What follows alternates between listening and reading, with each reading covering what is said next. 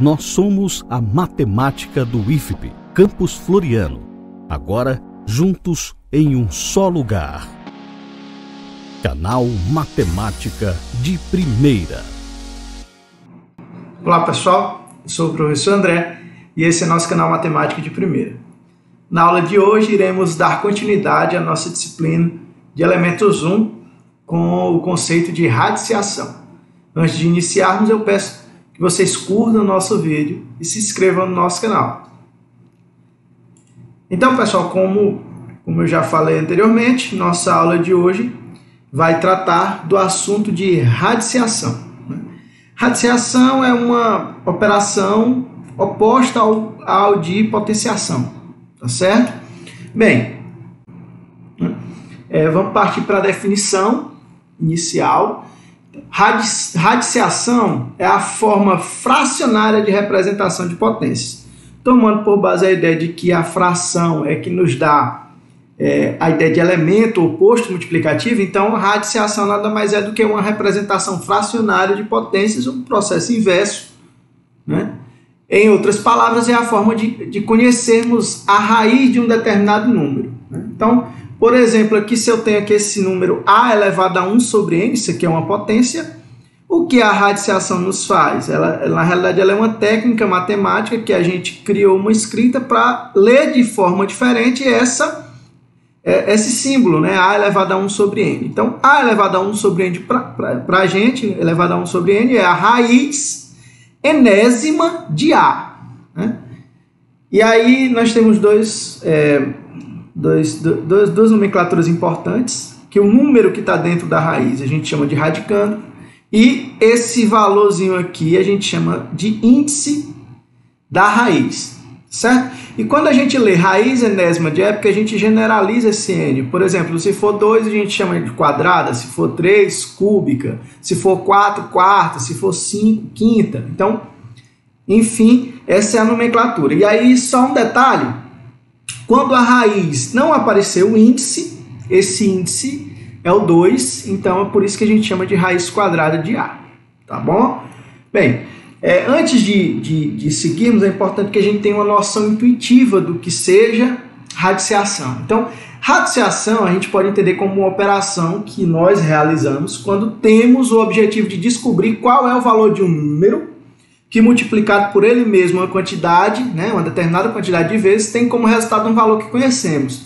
Por exemplo, se eu quiser saber qual é o número que elevado ao cubo dá 27, a raiz e a radiciação vai me fornecer um método de calcular esse valor. Então, qual o número que elevado ao cubo dá 27? Então, nós temos essa igualdade aqui, né? Essa equação, x elevado a 3 igual a 27. Bem, e aí para a gente descobrir o x, na realidade x vai ser a raiz cúbica de 27, ou seja, é um número, o x é um número que elevado a 3 dá 27.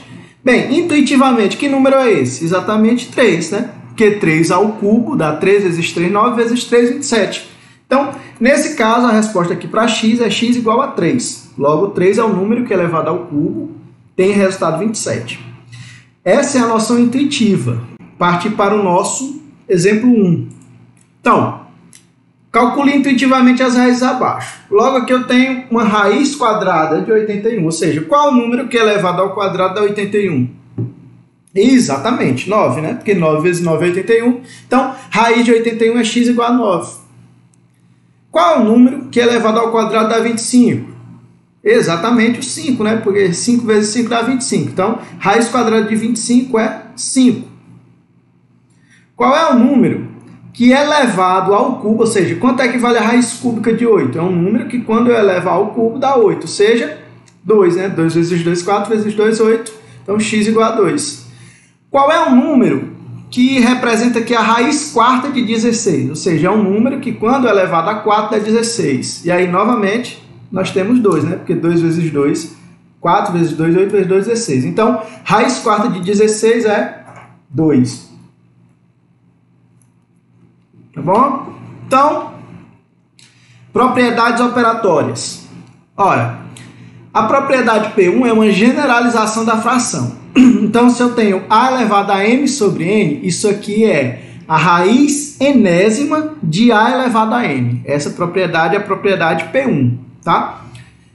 A propriedade P2 e a propriedade P3 garante as proporcionalidades dos índices, né, da raiz e do expoente do radicando. Então, se eu tenho aqui uma raiz n de A elevado a M, isso aqui é igual a uma raiz n vezes P de A elevado a n vezes P. Ou seja, se eu multiplicar o índice e o expoente aqui por um determinado número qualquer, eu não mudo a igualdade. Da mesma forma, se eu dividir, também não muda a igualdade. Então, raiz n de A elevado a M é igual a raiz n dividido por P de A elevado a M dividido por P. Certo? E a propriedade P4 é exatamente o seguinte, que ela diz o seguinte, que a raiz n de A, né, toda essa raiz elevada a M fica sendo igual a raiz n de A elevado a M, né? Ou seja, a potência da raiz é a raiz da potência. Tá certo? Como não temos condição de demonstrar todas as propriedades, eu escolhi a propriedade 1 para a gente demonstrar. Tá certo? Então, A elevado a M sobre N, né, é igual a A elevado a M que multiplica 1 sobre N. Lá na aula anterior, nós vimos uma propriedade de exponencial que garante o seguinte, que essa expressão A elevado a M vezes 1 sobre N pode ser compreendida como essa. A elevado a M elevado a 1 sobre N, né? Porque potência de potência, né? Eu conservo a base e multiplico os expoentes, certo? De sorte que A elevado a M elevado a 1 sobre N, né? Na realidade, pela definição de raiz, ele pode ser entendido dessa forma, né? Raiz n de A elevado a M. Logo, A elevado a M sobre N é igual a raiz enésima de A elevado a M. Tá? Então, essas são as propriedades operatórias iniciais. Vamos para o exemplo 2 aqui. Por exemplo, aqui, calcule a expressão abaixo. Eu quero calcular a raiz oitava de 9 elevado a 4. Percebam que 8 e 4 são múltiplos. Então, eu posso simplificar essa raiz, né? Dividindo tanto o índice como o expoente aqui, os dois por 4. Então, x vai ser igual a raiz de 8 dividido por 4, né? De 9 elevado a 4 dividido por 4. Né? Se eu dividir ambos os termos aqui, tanto o índice como o expoente pelo mesmo valor, não muda a equação. Então, vamos lá. 8 dividido por 4 dá 2. 4 dividido por 4 dá 1. Então, a raiz oitava de 9 elevado a 4 é a mesma coisa da raiz quadrada de 9, que é quanto? 3. Então, essa expressão aqui, raiz oitava de 9 elevado a 4 é igual a 3. Certo? A letra B diz o seguinte, quanto é que vale esse produto? Raiz de 5 vezes raiz de 5 vezes raiz de 5 vezes raiz de 5. Percebam que eu tenho raiz de 5 sendo multiplicado 4 vezes. Pela propriedade da aula anterior, de potenciação, isso aqui, o x vai ser igual a raiz de 5 elevado a 4. Usando uma propriedade operatória, né, esse valor aqui do expoente, ele pode passar para dentro da raiz. Então, x vai ser igual a raiz de 5 elevado a 4, né, raiz quadrada. E aí, x vai ser 5 elevado a 4 sobre 2, usando a propriedade de radiciação. 4 dividido por 2 dá 2, né? Então x vai ser 5 ao quadrado. Resposta x igual a 25. Então, a letra B, essa expressão toda dá 25. Né?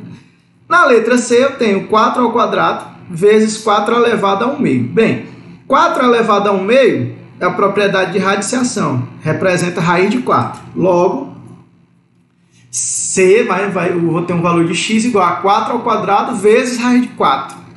Né? Raiz de 4 é 2, né? Mas nós podemos usar a propriedade. 4 fica 2 ao quadrado. Né? E aí x vai ser 4 ao quadrado vezes raiz de 2 ao quadrado, que é 2. Então, x vai ser 4 ao quadrado vezes 2, x igual a 32. Tá certo?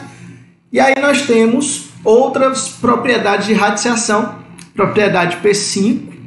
Propriedade P6 e propriedade P7, tá certo? O produto de radicandos, né, na realidade vai ser a raiz, né, separada. Então, se eu tenho raiz n de A vezes B, Isso aqui vai ser a raiz n de A vezes a raiz n de B. Então, o produto dos radicandos é o radicando, né, do produto, certo? Ou vice-versa.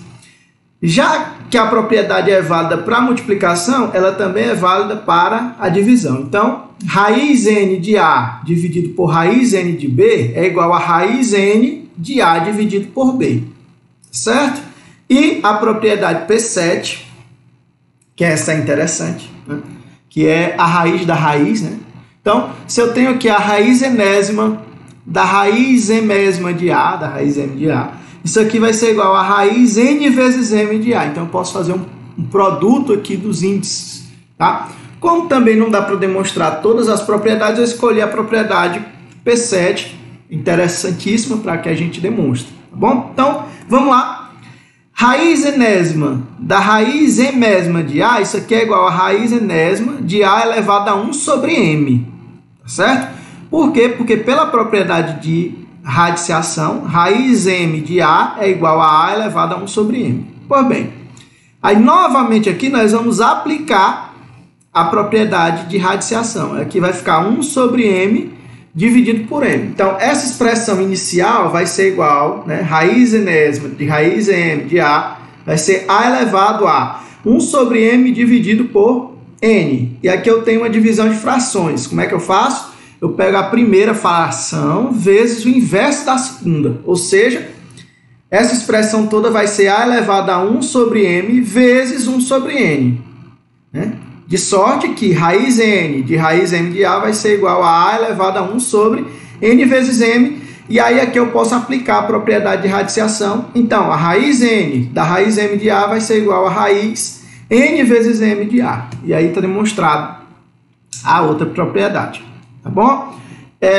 Dentro do estudo de radiciação, nós precisamos também dos conceitos de fatoração, tá certo? Para poder calcular ou extrair raízes, como vocês queiram denominar, tá bom? Então, a fatoração, né, ela é uma das estratégias mais usadas para calcular raízes em matemática, tá certo? Nós temos como pressuposto o teorema fundamental da aritmética, né? Professor, que teorema é esse? Então, é um teorema que diz o seguinte, que todo número inteiro ele pode ser decomposto em uma multiplicação em que todos os fatores são primos, ou seja, todo número inteiro ele pode ser decomposto em fatores primos, tá certo?